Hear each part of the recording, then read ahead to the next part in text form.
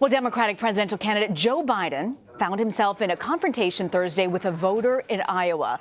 The former vice president had a really tense exchange when the voter asked him about his son Hunter's role in Ukraine. We all know Trump has been messing around in the Ukraine over there, holding their foreign aid for them to come up saying they're going to investigate you. We know all about that. And he's no backbone, we know that for that. But you, on the other hand, sent your son over there to get a job and work for a gas company, but he had no experience with gas or nothing, in order to get access to the public, for the president. So you're selling access to the president just like he is. So You're a damn liar, man. That's not true. And no one has ever said that? No one has heard that? I see it on the TV. You see it on the TV. No, I know you do. And by the way, that's why I'm not sedentary. I get up and no, let him go. Let him go. Look, the reason I'm running is because I've been around a long time and I know more than most people know. And I can get things done. That's why I'm running. And you want to check my shape on, let's do push-ups together here, man. Let's run. Let's do whatever you want to do. Let's take an IQ test.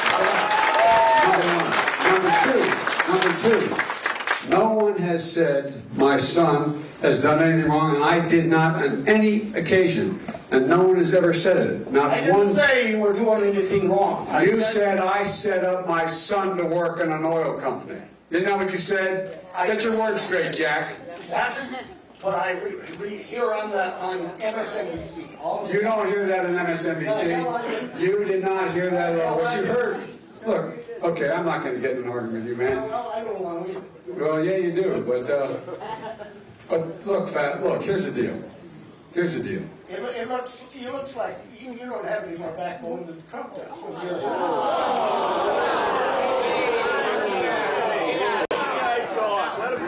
Any other questions? Well, for more on this and the 2020 race, I'm joined by Gabe Debenedetti, a national correspondent for New York Magazine.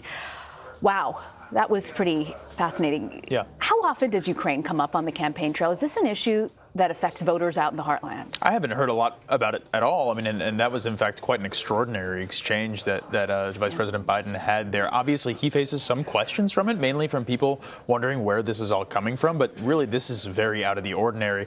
When you talk to voters, they might have some questions about Trump, but usually they're not talking even about this impeachment at all. You mentioned Trump. Biden's campaign just released a digital ad that mocks President Trump for the video of him at NATO, the NATO summit in London that showed world leaders sort of mocking and making fun of him.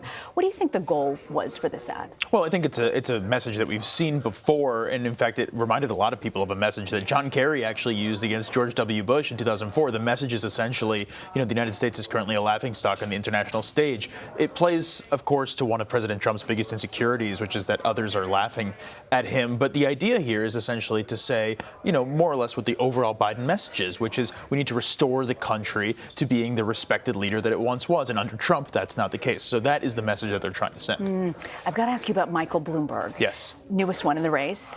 He released an ad today in Aurora, Colorado specifically, and it looks at new gun safety policy. I want to play this for you. It just has to stop. No other developed country experiences losses in gun violence like we do here in America. Not even close. 35 people a day are murdered with guns. But for decades, too many politicians just ignored the problem.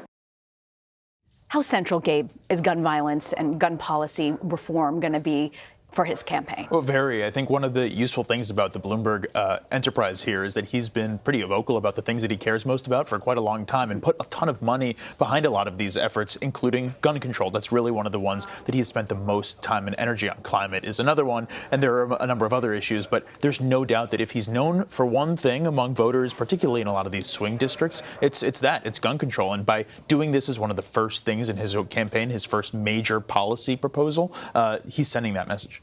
He's not going to be on the debate stage, right? And his campaign has said that, he doesn't need to. It could be a plus for him in the end.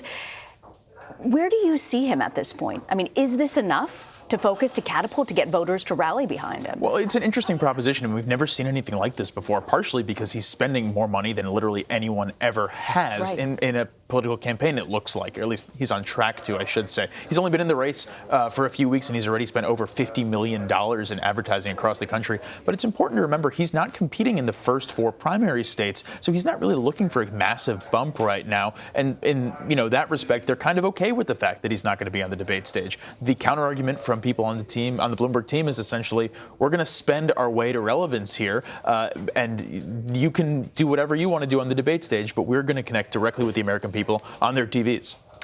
So Senator Elizabeth Warren, how do you counter this kind of money and influence? Senator Elizabeth Warren actually bought an ad on Bloomberg on one of his stations, on his own network. What's her strategy here? Well, that was a one-off ad that she did basically just to make some news, and it clearly worked. But her strategy in large part is to call out the billionaire class and to say, as she often does, we can't afford to have these people buying our elections. So she went on Bloomberg TV, bought an ad on Bloomberg TV. She's been selling mugs for billionaire tiers. The idea here is to present herself as the alternative to this other big money kind of politics.